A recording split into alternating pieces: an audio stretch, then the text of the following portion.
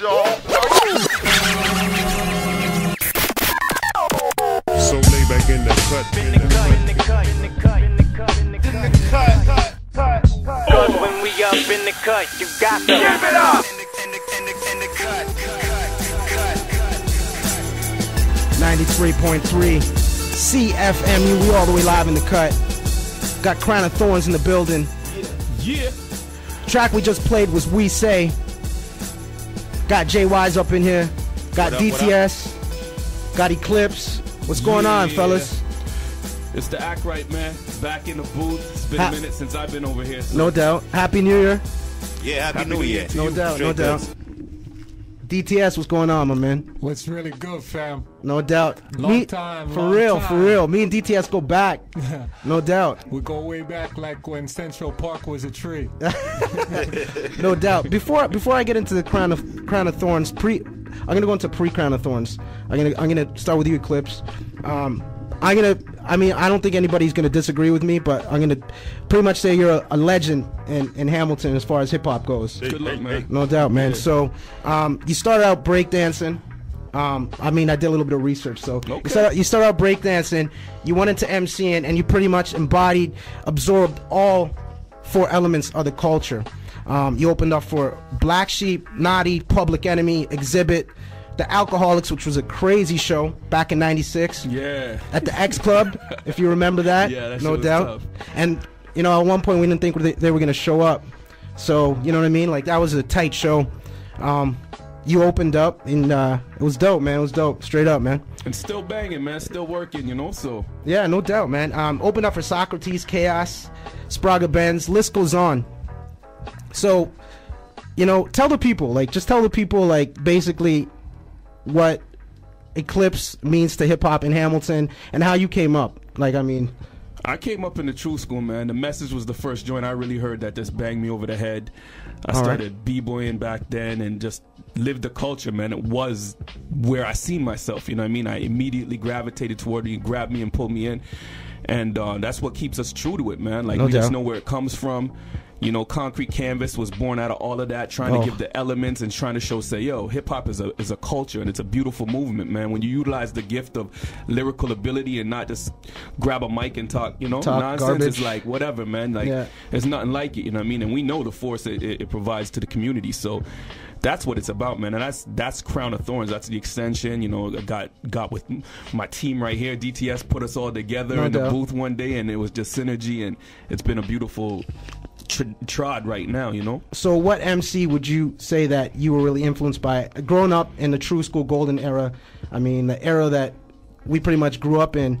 I couldn't even give it to one person, man. There's so many people that graced my ears that just said, yo, you got to do that, you know what I mean? No doubt.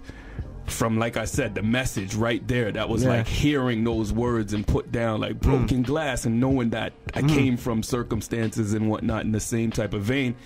There's people I could tell you people that I vibe off of, brothers like Pharoah Monch and Nas, people that are just different in their lyrical ability and don't always go, the same way, and just had a style and made it their own, those are the type of lyricists that kind of, perk my ear. No doubt.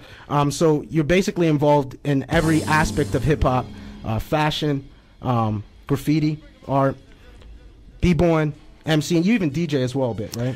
I wouldn't say I'm a DJ. I ran the show here live and direct for about 2 years by myself out of the, the necessity. Real was holding it before that, and but I wouldn't call myself a DJ. I could put records on, but to say I'm a DJ and know what the mastery level of, beat blending and cutting and scratch and everything to it, but but the understanding, the understanding is there. Of it, no doubt. Definitely. So I want to just talk about Concrete Canvas for a minute real quick. It went on for I believe, correct me if I'm wrong, 4 years strong, 5 years? It went to about 7, yeah. 7 years? My bad, I apologize. 7 years strong. I don't personally know why it ended. I always thought to myself, I'd always like to see kind of like a reunion Concrete Canvas thing one day, in the future. But talk about what Concrete Canvas meant to Hamilton as a hip-hop community. I think it really started to put the whole culture together, and you've seen a lot of upstart graffiti writers. I mean, to the point where just the other day we got a video played on Rap City, and a dude that's running Rap City now was like, yo, I'm from Hamilton, and it's because of Concrete Canvas that I even started to kind of do certain things. So to hear them type of things, it's like, you know what I mean? That's what it meant. It brought us together in a unified vibe. All the different, it gave us a venue that was like ours on top of Jackson Square downtown. Like, people were walking with their chests out, like, yo, hip hop is for the whole weekend. You know what I mean? Like, you know, it's definitely was a vibe, because I mean, it was like 3 days long, Friday, Saturday, Sunday, and I was definitely looking, like, I mean, I definitely look forward to it, like 3 days strong. And after it was done, I didn't even want to go to school. I didn't want to go to work. I didn't want to do nothing. It's like, I just want to Concrete Canvas for the whole week. You know what I mean? Now, back in the day, DTS actually, we used to play pickup basketball. I just want to ask you a question. DTS said, now, had you not gotten into hip hop, I mean, obviously you're going to be into hip hop because that's what you love. DTS said you would have been a football player. You would have been you could have been playing on Oakland Raiders right now. You know what I'm saying? True talk. I mean, but I know everything is for a reason. I was a nice running back, man. That's like, it. I got looked at, and you know what I mean. It was a heavy thing, but I also realized that, you know, not to diss athletes, but I just know who I am, and if I had the ability to go that way, I might have, you know, had to juice up and put on some roids. I might have got injured, and then I don't know how my psyche would have dealt with, you know what I mean? Not, you know, so everything's for a reason. I got a beautiful wife. I got a crazy family. I'm doing music, and I'm living like the life of an artist, and I love it. So I just look at it like, yo, this is my path by nat. You know what I mean? That wasn't it. So I don't even watch it no more. Well, for all your people out there who didn't know, Clips could have been in the NFL right now, but you know. So I'm just going to move right along to Crown A Thornz right now. And basically, 2006, Iron Lion Volume 1 and 2. Now, that was the first, pretty much, mixtape. Was the first thing you released. It wasn't an album. It was a mixtape, right? Right. Just a quick question with a mixtape thing. Now, all you guys are well-versed in hip-hop. Like, you're a dope MC. You know, you're well-versed with the graffiti aspect of everything. You guys are veterans of hip-hop. JY's, you're doing your radio thing. You've won some awards in Toronto. DTS, Master Plan, you know what I mean? You've been doing it for a minute, longer than a minute, for years, literally.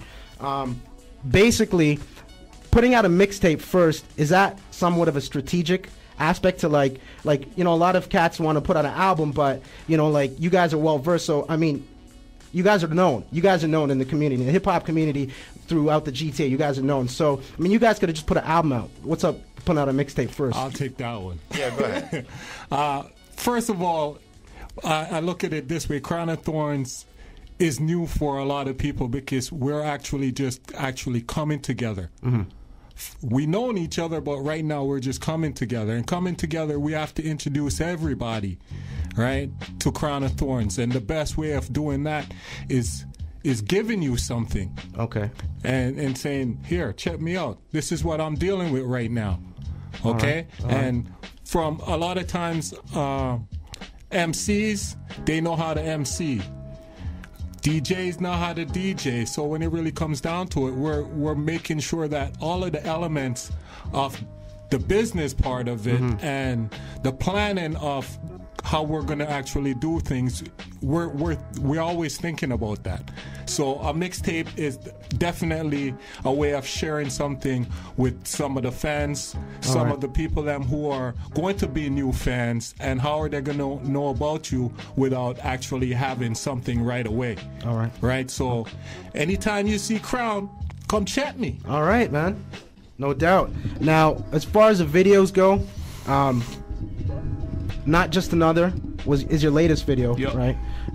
Think It Over. Also, I believe you directed that video. Yep. The whole thing, edit, cut, everything, put it together. So there's another avenue that my man Eclipse is you know just what, man? It's all over the freeway, man. True talk is all about what to do. If you got to get something done, you got to do it, right? Yeah. So for Concrete Canvas, for the Boom Spot, it was like, I needed to sell my shirts. I'm gonna open a store, you know what I mean? Yeah. I need a video. I'm gonna make the video. Like, read a book, get a tutorial, and do it. Like, you know what I mean? It's not hard. You know? DIY, man. You gotta have the drive and discipline to do it. And yeah, that's